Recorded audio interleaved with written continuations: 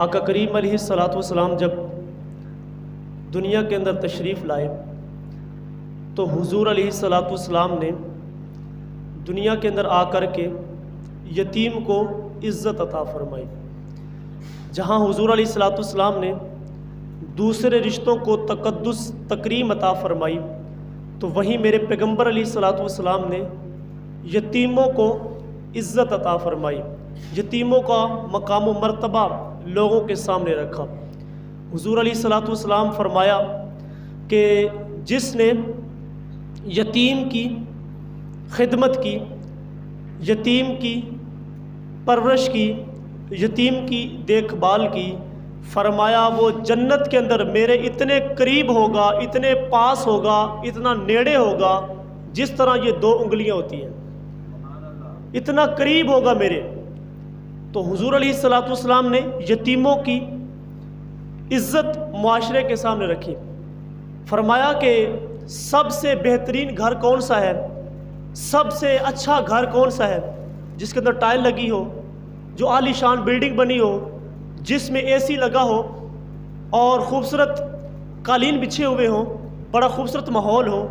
نہیں، حضور فرمایا کہ سب سے بہترین گھر وہ ہے جس کے اندر یتیم رہتا ہو اور اس کی عزت بھی کی جاتی ہو۔ سورہ فجر کے اندر فرمایا نا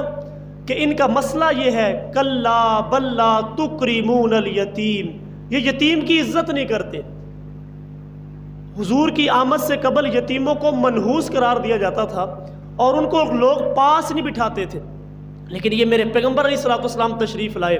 حضور علیہ الصلوۃ والسلام نے فرمایا کہ جس نے یتیم کے سر پہ شفقت کے ساتھ ہاتھ رکھا، جتنے بال ہاتھ کے نیچے آتے ہیں اللہ تعالیٰ اتنے درجے بھی بلند کرتا ہے، اتنی نیکیاں بھی عطا فرماتا ہے۔ تو یہ حضور علیہ الصلوۃ والسلام نے آ کر کے زمانے والوں کے سامنے یتیم کی عزت رکھی ہے۔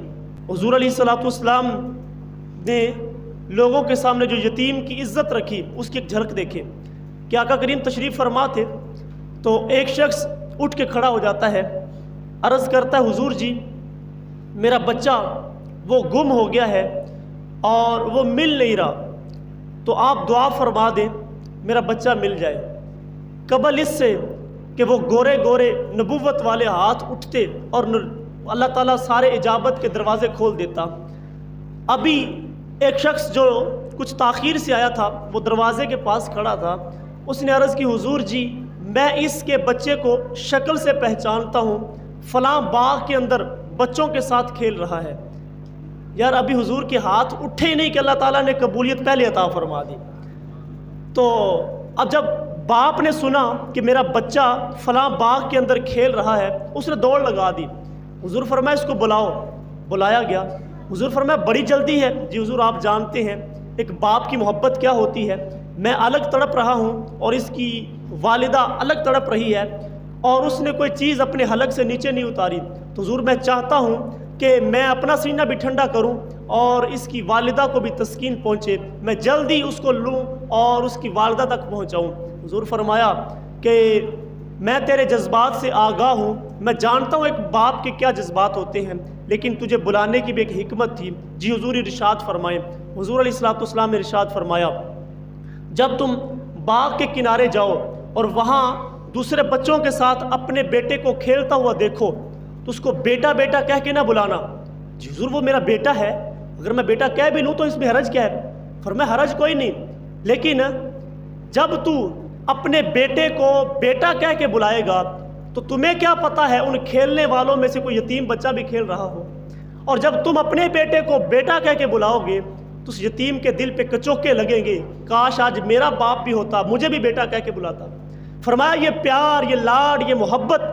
گھر جا کے پورا کر لینا، لیکن جب سب کے سامنے بچے کھیل رہے ہوں سب ان کے اندر اگر اپنے بیٹے کو بلانا ہے تو اس کے نام سے بلانا ہے۔ اس حد تک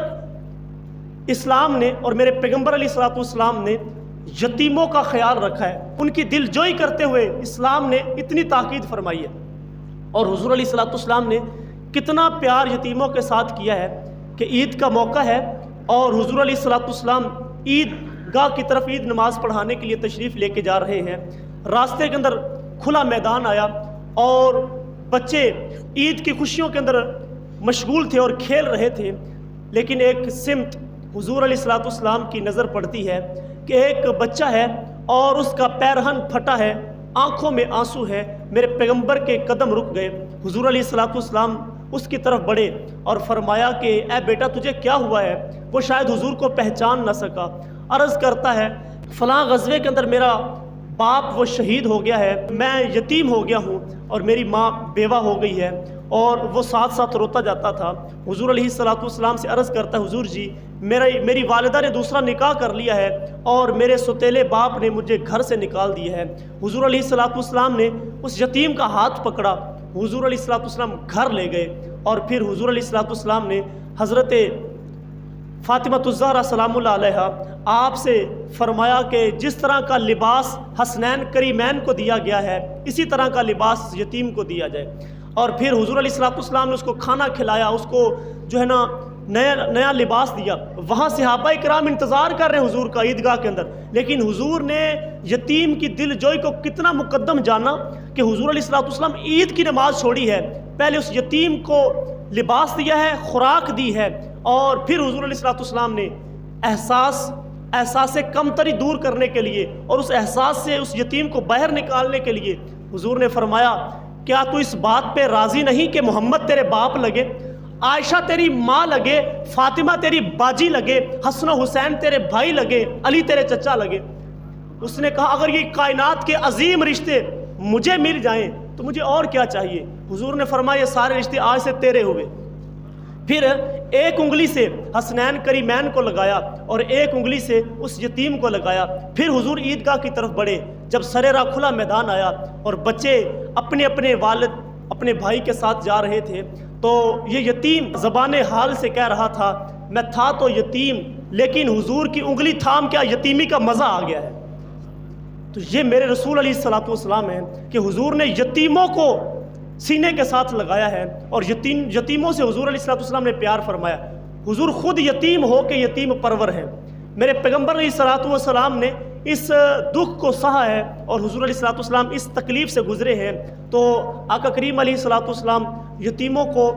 جو ہے نا عزت دی، احترام دیا، تکریم دی اور ان کے حقوق گنوائے، اور حضور علیہ الصلوۃ والسلام نے ان کے سر پہ شفقت کا ہاتھ رکھا۔ یہ موسم میلاد اس بات کا متقاضی ہے کہ ہم حضور علیہ الصلوۃ والسلام کے نام کی جہاں محافل کا اہتمام کرتے ہیں، حضور علیہ الصلوۃ والسلام کے ذکر کی مجلس بپا کرتے ہیں، وہیں حضور کی یہ سنت بھی ادا کریں، کسی یتیم کے سر پہ شفقت کا ہاتھ رکھیں، کسی یتیم کی کفالت اپنے ذمے لے لیں اور اس کا خرچہ اور اس کی کسی پریشانی کو دور کر دیں۔ انشاءاللہ تعالی مدینے والا بھی راضی ہوگا اور مدینے والے کا خدا بھی راضی ہوگا۔